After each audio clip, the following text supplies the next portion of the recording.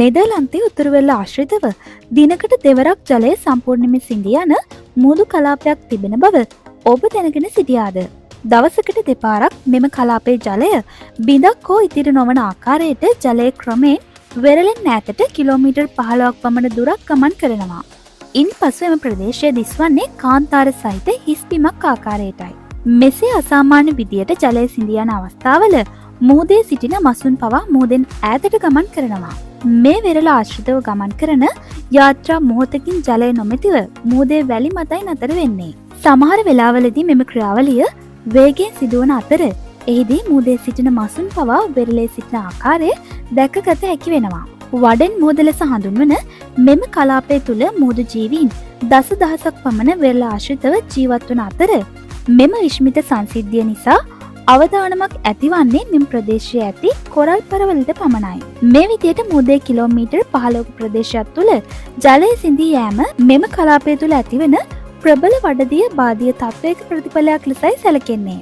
කොහොම වුණත් මේ විදියට මුහුදේ ඈතට ගමන් කරන දැවැන්ත ජල ධාරාව ආපසු වෙරළ වෙතට ළඟවන්නේ ඉතා සංසුන් ආකාරයට වීමත් විශේෂත්වයක්. එහිදී සුනාමි රළ පහරක් මෙන් ප්‍රබල හානියක් සිදුවන්නේ නැහැ. ඒ නිසා මේ අපූර්ව මුහුදු සිඳී යෑම නැරඹීම සඳහා සංචාරකයන් විශාල වශයෙන් නෙදර්ලන්තය වෙත පැමිණෙන බවයි සඳහන් වෙන්නේ.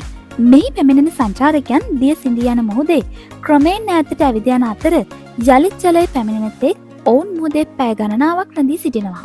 මේ සිදුවීම් පිළිබඳව පරීක්ෂණ පැවැත්වූ පරීක්ෂකයන් පවසන්නේ දිනකට දෙවරක් සිඳී යන මේ වෙරළේ බිහිසුණු අවදානමක්ද පවතින බවයි. ඒ මේ ජලය සිඳී යන වෙරළේ දැඩි මඩ සහිත ස්වභාවයකින් යුක්ත වීම නිසා එහි ඉදිරියට ඇවිද යන යම් කෙනෙකු ක්ෂණිකවම මඩේ එරි ගිලියා හැකි ආකාරයේ දැවැන්ත මඩ තට්ටුවක් මේ වෙරළ කලාපයේ පවතින බව ඔවුන් සඳහන් කරනවා. ඒත් ඒ අනතුරු ඇඟවීම් නිවේදනය සංචාරකයන් විසින් මෙතෙක් සැලකිල්ලට නොගෙන ඇති බවයි සඳහන් වෙන්නේ.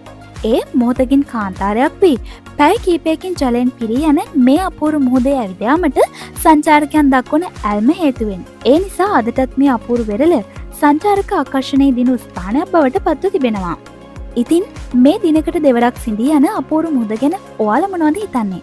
අනිවාර්යෙන්ම පහලින් කමෙන්ට් කරන්න. මේ වගේ අරුම පුදුම වීඩියෝ හැමදාම බලන්න අපගේ YouTube නාලිකාව සබ්ස්ක්‍රයිබ් කරන්න. ඔබට සුබ දවසක්.